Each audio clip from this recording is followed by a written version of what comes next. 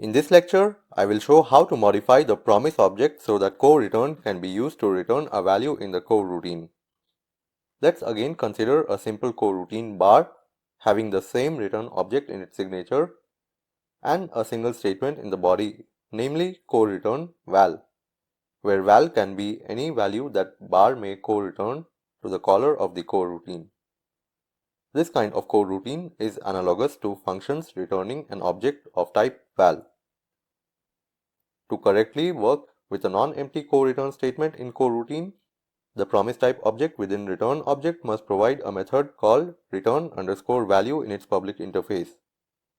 And if you notice the parameter list of return_val method, it should accept a parameter that matches with the type of object appearing on the right hand side of coreturn keyword and has a void in its return signature. The method return_value is executed by the runtime system whenever it encounters a coreturn with non-empty coreturn statement, and the argument is passed to the return_value method automatically by the compiler generated code. Now let's look at the implementation of the method return_value. In the body of the method return value, the passed argument is stored in a member variable of the promise type, and the method simply returns, marking the end of coroutine execution. The member variable within the promise type object can be accessed from outside the coroutine, just like it was done for the coroutine with co-yield statement in one of the past lectures. Alright, let's check this out in action in the code. In the editor, I have the same return object as from the previous lecture. In line number 7 is the member variable of type integer within the promise type object, and in line number 9, I have provided the declaration of the method return value. From line number 25 to line number 29 is the simple coroutine bar as shown in the lecture slide that accepts an integer parameter, and in line number 28 it co-returns the same parameter that was passed as an argument to the coroutine bar, and before doing so it prints a couple of statements from within the coroutine body. In the main function, I call the coroutine bar with an arbitrary value of 12, and in the next line I store the coroutine handle in a variable which is called handle.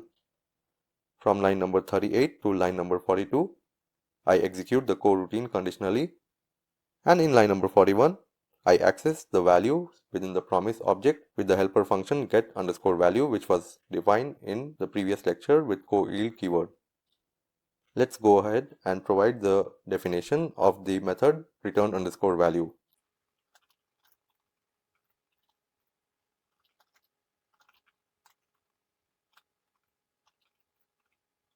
Now if I compile and run the program, we can see on the console that the coroutine suspended on the initial call and the control returned immediately to the main function. And within the main function, the coroutine is resumed, which triggers the next two lines to be printed from the body of the coroutine bar. And in the end, the co-return statement in the body of the coroutine bar triggers the call to the method return_value within the promise type struct, which stores the value in the member variable val, and finally the coroutine finishes execution. And the last line within the main function accesses the member variable within the promise type struct and prints it on the console. If you think you missed out some point, please rewatch this lecture video. That was all for this lecture. Thank you for watching this video, and I hope you enjoyed learning the details of co-return statement in this lecture. See you in the next lecture. Hello there. If you enjoyed watching this video, don't forget to hit the like button and subscribe to my YouTube channel. If you have any questions or if you would like to start a discussion on the topic covered in this lecture, please feel free to leave a comment on this video.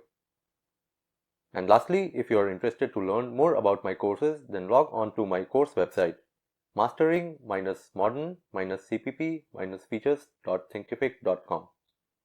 Thank you.